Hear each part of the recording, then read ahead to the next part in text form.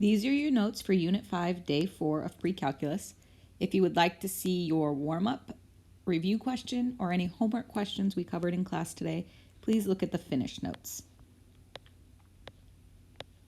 So today we're going to be able to solve both exponential and logarithmic equations, and we're going to use those ideas to be able to help us solve some real-world problems.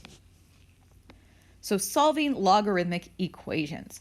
So if you have two expressions that have the same logarithm with the same base, then the same thing is true that if you had an exponential expression. So if we had something like 3 to the x is equal to 3 to the 5th, since they have the same base, then their exponents need to be equivalent. And we did that previously. So the same thing's going to hold true. If you have two logarithmic expressions, so like log base 2 of x equals log base 2 of 5, then the two product pieces, the x and the 5, need to be equivalent since they're both log base 2. So if we want to solve for an equation with logarithms, as long as they have the same base, then we just need to put pieces together. So for instance, on the first one, this 2 on the outside, remember if it's on the outside, we can put it back together or put it back on the inside by making it an exponent. So this is log base 5 of x squared. Or you can think of it out like this. You have log base 5 of x plus log base 5 of x. And you have two of them. So if you add two of the same things together, you have 2 log base 5 of x. And then remember the rule is if you have two separate logs and they have the same base and you're adding them together, you can put them back together by multiplying the two product pieces, the x and the x. So we would have x squared. So we have log base 5 of x squared equals log base 5 of 9. So notice they're both log base 5 and log base 5. So the x squared has to equal 9. And then in order to solve this, we would square root both sides. So x is going to equal plus or minus 3. But if you remember from our logarithmic graphs, when you graph a logarithmic function, it looks like this. And so the domain is that x has to be greater than 0. So you can't take the log of 0 or any negative number. So if we tried to plug negative 3 in, we would have log base 5 of negative 3. That's going to give us an undefined answer. So our only answer that's going to work is going to be x equals positive 3. On the second one, we have log base 5 of the quantity x plus 6 plus log base 5 of the quantity x plus 2 is equal to 1. So now we have two logs. They have the same base. So what I can do is I can multiply the two product pieces. And we have log base 5 of x plus 6 times x plus 2 is equal to 1. And so now I can multiply those. X plus 6 times x plus 2 is x squared plus 8x plus 12. So now I have the log base 5 of x squared plus 8x plus 12 is equal to 1. Now another option that you have, other than just getting them both to be log base 5, is we can rewrite it in exponential form. So sometimes it's helpful to try and rewrite an exponential form to see if that's going to help us. So 5 is the base, 1 is the exponent, and that's going to equal x squared plus 8x plus 12. 5 to the first power is 5, so 5 equals x squared plus 8x plus 12. Get everybody on the same side, so 0 is going to equal x squared plus 8x plus 7, and then this factors into x plus 7, x plus 1. And so my two possible solutions are x equals negative 7 and x equals negative 1. But remember the domain, we have to look back at the original problem and see what happens if I take those and plug them in. Well, if I plug in negative 7, I would get the log base 5 of negative 1, and I can't take the log of a negative number, so negative 7 doesn't work. If I try and take negative 1 and plug it in, I get log base 5 of 5 and log base 5 of 1, so that's going to work. So my only solution that works is x is going to equal negative 1. So that's going to be my only solution to that equation. All right, let's look at another one. We have the natural log of x is equal to the natural log of x plus 6 minus the natural log of x minus 4. So again, both of these are log base e. Remember, ln x is the same as log base e, so they all have the same base. So we have the natural log of x is equal to, in this case, since we're subtracting two logs with the same base, we can combine them back together with division. So this is the natural log of x plus 6 over x minus 4.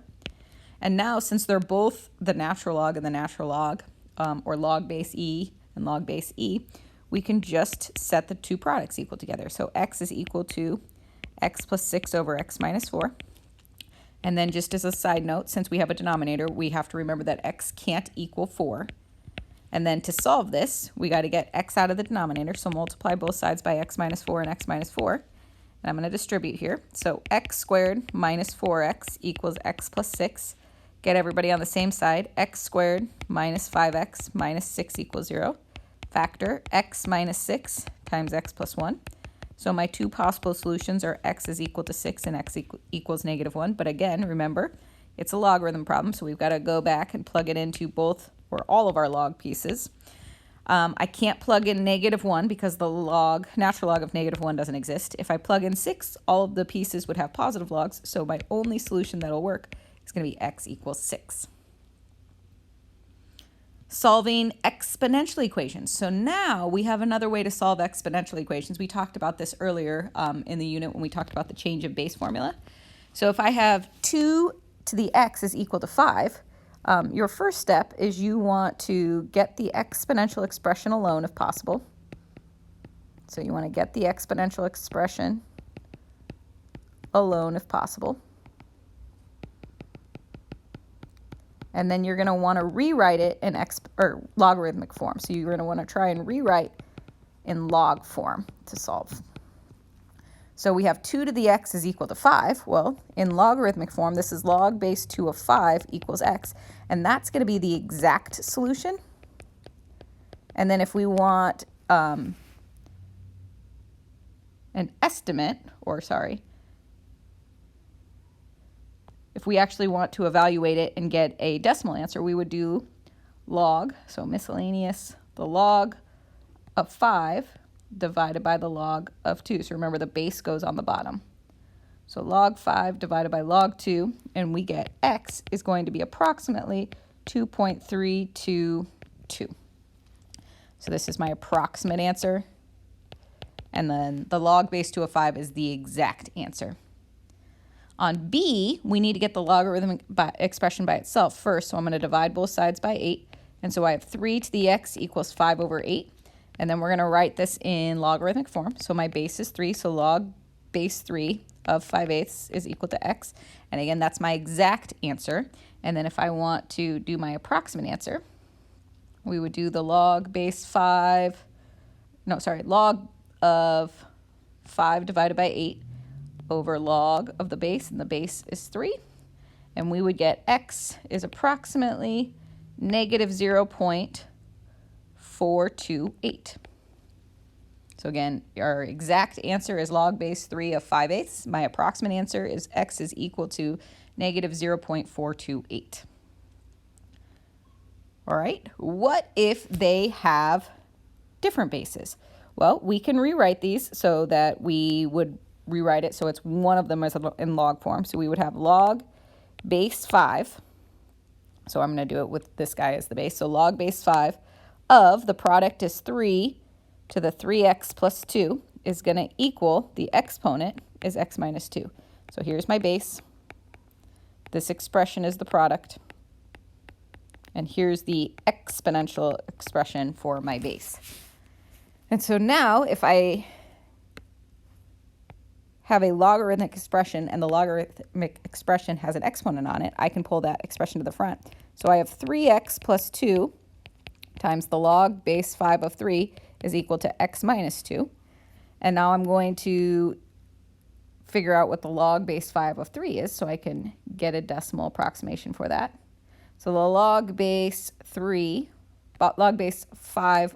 of 3 is going to give me 0.6826. So I have 0.6826 times 3x plus 2 equals x minus 2. And now I just have a linear equation to solve.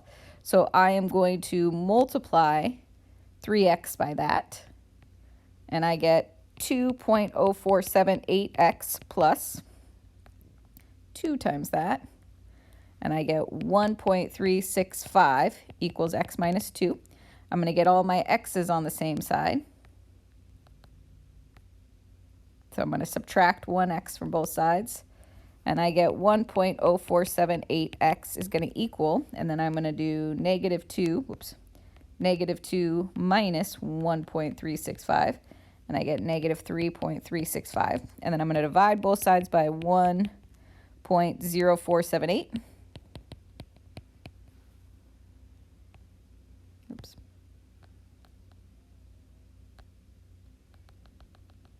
So negative 3.365 divided by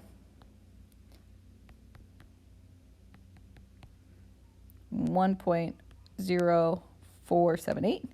And I get x to be 3.221211. And so that would be a way to solve that expression. On the next one, I have 4 to the x minus 2 to the x minus 12 is equal to 0. Now this kind of looks like a trinomial, but it's kind of like an exponential trinomial. I could rewrite that 4 as 2 times 2 to the x, 2 raised to the 2x, minus 2 to the x minus 12 equals 0. And now it looks even more like a normal trinomial. If it was x squared minus x minus 12 equals 0, this would factor into x minus 4 times x plus 3. Well, what if I call x 2 to the x? Then this would be 2 to the x minus 4 times 2 to the x minus 3 if I factored it the same way as I factored that trinomial up above. And if I multiplied that out, 2 to the x times 2 to the x, remember you can add the exponents, and this would equal 2 to the 2x. And then I would have 2 to the x minus 3, 2 to the x times negative 3, and I would have 2 to the x times negative 4, which would be, one of those needs to be plus. There we go. 2 to the x plus 3, and 2 to the x times positive 3, 2 to the x times negative 4, and I would have negative 2 to the x when I added those two together, because I would have negative one of them. And then negative 4 times positive 3 is negative 12. So either 2 to the x is equal to 4, or 2 to the x is equal to negative 3. And so if I solve this, I'm going to put them in logarithmic form. So log base 2 of 4 equals x, or log base 2 of negative 3 equals x. But remember, we can't take the log of something that's negative, so that's going to be undefined if I try and do it on the calculator. And log base 2 of 4 equals x, well, that would be x equals 2, because 2 to the second power is 4. So my solution to that would be x equals 2. If I wanted to solve x plus e to the x is equal to 2 by graphing, I'm going to make each expression its own equation and find where they intersect. So I'm going to let y equal x plus e to the x. And I'm going to let y equals 2. I'm going to find where they intersect. And where they intersect is going to be the solution. So I'm going to go on Desmos, and I'm going to graph those. So we have x plus e to the x. And we have 2. And so y equals 2. And then if I want to figure out where they intersect each other, they intersect when x is 0.443. So x is going to equal 0.443. And so my graph on Desmos, cross at 2. My graph on Desmos looks like this. And then a 2. Oops, that doesn't cross at 2. Crosses at 1. And then 2. And so that is the point 0.4432. So we use Desmos for that. All right, simple interest, compound interest, and continuous compounding interest. So these are where we have a equals p 1 plus r over n to the nt. So that is our compound interest formula, where a is your final amount. So it's how much money you end up with. P is called your principal, or the original amount that you invest.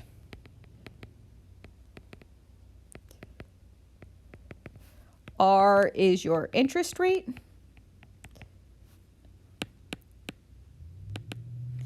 Your interest rate as a decimal.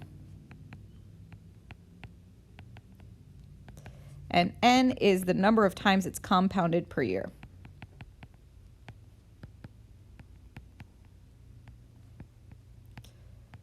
If you are going to compound continuously, your final expression is going to be PE to the RT. So this is if you're compounding continuously.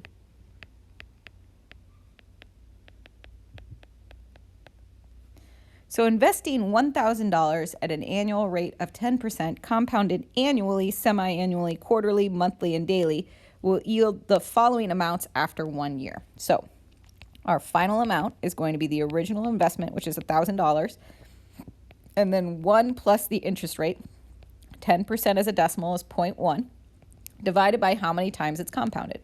Well, if it's compounded annually, then it's compounded once per year. And then, T is the number of years that you're investing for. And so we are going to invest after 1 year, so compounded annually for 1 year, and that would be it. So if we go on Desmos and come up with our expression for this, we would get 1,000 times 1 plus 0.1 divided by, 1 plus 0.1 divided by 1 raised to the first power. And so we would end up with $1,100 after 1 year. So we would raise $100 extra in that account. Semi-annually means twice per year. So if we invest semi-annually, the n, the number of times that it's going to be compounded, is going to be 2. So it's going to be 1 plus 0.1 over 2, and then 2 times 1. So those 1s are going to change into 2s. And if I do that, I'm going to end up with $1,102.50. So an extra $250. If I invest quarterly, that means it's going to be compounded 4 times per year. So 1,000 plus 0.1 divided by 4, and then 4 times 1. So those 2s are going to become 4s because it's going to be compounded 4 times per year. So the interest is going to be taken over 4 times, divided over 4. And I would get $1,103.81. So I'd get an extra $3.81. And then we want to go monthly. So monthly means I'm going to compound it 12 times over the course of the year. So it'd be 1,000, and then 1 plus 0.1 over 12, and then 12 times 1. So this is just for 1 year. So those 4s would become 12s. And we would end up with $1,104.71. And then daily would be 360. It would be compounded 365 times. So 1 plus 0.10 over 365, and then 365 times 1. So those 12s become 365. So even if I spread out my interest and I took the 10% every day, or divided it by 365 and took that amount every day, I would end up with $1,105.16 if I rounded up. So if I compounded annually, so if I just take that interest one time, that 10% one time, I would end up with $1,100. If I split that 10% into 2, and then compounded my interest twice during the year, I would end up with $2.50 more. And if I did it every day, I would end up with $5.16 more. All right, suppose that you have $1,000 and your bank offers to pay you 3% annual interest compounded monthly. What simple interest rate is needed to earn an equal amount?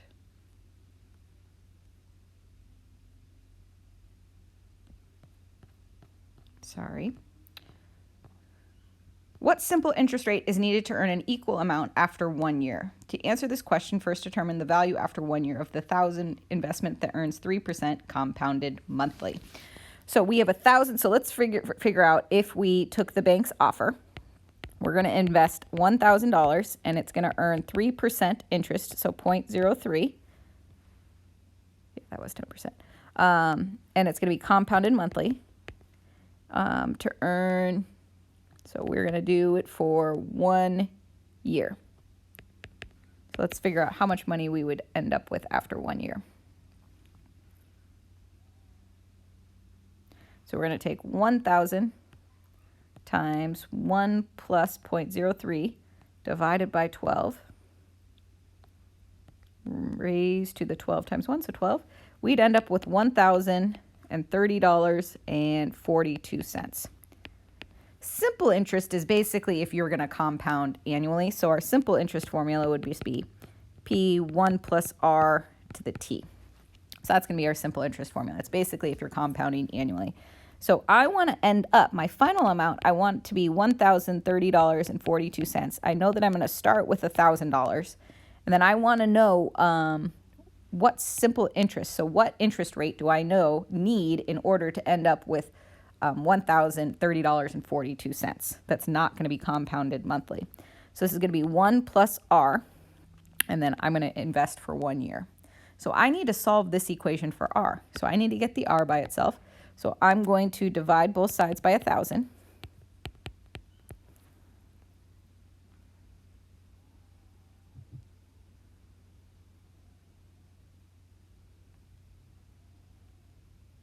And I get 1.030 equals 1 plus R.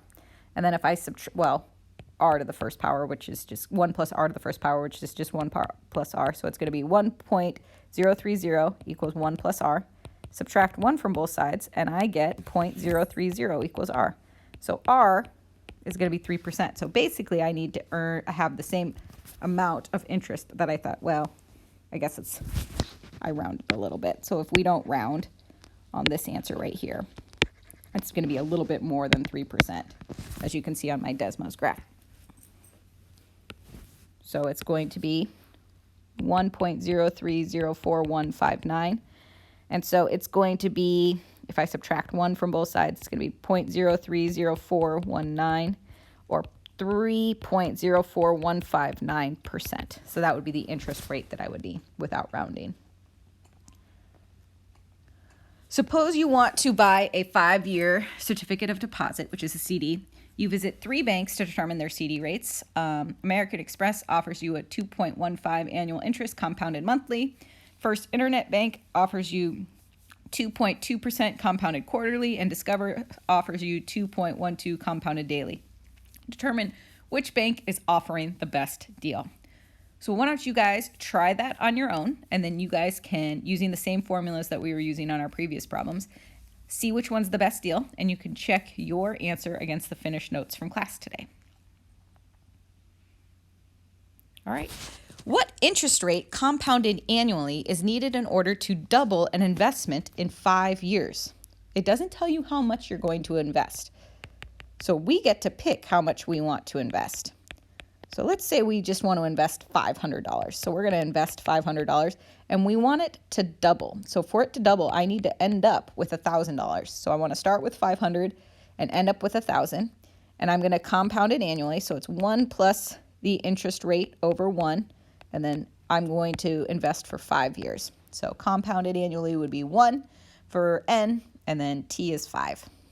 So this is going to be 1,000 equals 500, and then 1 plus R raised to the 5th power. I need to get the exponential expression by itself, so I'm going to divide both sides by 500. And notice I get 2 because I want my investment to double. So 2 is going to equal 1 plus R to the 5th power. So now I have an exponential expression, and I don't know what to the 5th power is going to equal to. So now at this point, I'm going to rewrite it in logarithmic form. So it's going to be log of my, oh, just kidding. It's to the 5th power. So in order to get rid of something to the 5th power, I'm going to take the 5th root of both sides. So I'm going to take the 5th root of 2 and the 5th root of 1 plus R to the 5th power. And so the 5th root of 2 is the same thing as 2 to the 1/5 power. And this is going to equal 1 plus R. So if I want to do that on Desmos, 2 to the 1/5 power is going to be 1.148698355 equals 1 plus R. And then to solve for R, I'm going to subtract 1 from both sides. And I get 0.148698 equals R. So about 14.9% is what I would need my interest rate to be to double my investment in 5 years. All right, so how long would it take an investment to double if it earns 5% interest compounded continuously. So compounded continuously is that other formula that we haven't used yet in our notes. And how long would it take to triple this rate? So we have A equals PE to the RT. So if it's going to be compounded continuously, this is our compound interest formula. How long will it take for it to double? So let's do our $1,000 and $500 again. And this is E, and then it's going to be 5%, so 0.05 raised to the T. I need my exponential expression by itself, so I'm going to divide both sides by 500. So I get 2 equals E to the 0.05t. Now, since I'm trying to solve for the t and it's in the exponent, I'm going to rewrite it in logarithmic form. So log base E of 2 equals 0.05t. Log base E, remember, is ln. So the ln of 2 equals 0.05t. And then I'm going to divide both sides by 0.05. And that's going to be my exact answer. And then if I want to figure out the approximate answer, I can go on Desmos. And I'm going to do the natural log of 2. So the ln of 2. And then divided by 0.05. And it's going to take 13.86 years for my investment to double. Why don't you guys, doing the same process, figure out how long it would take your investment to triple if it was at 5% interest being compounded continuously? You can check your work against the finished notes from class today. Your homework is 5, 6, and 5 second 5, 6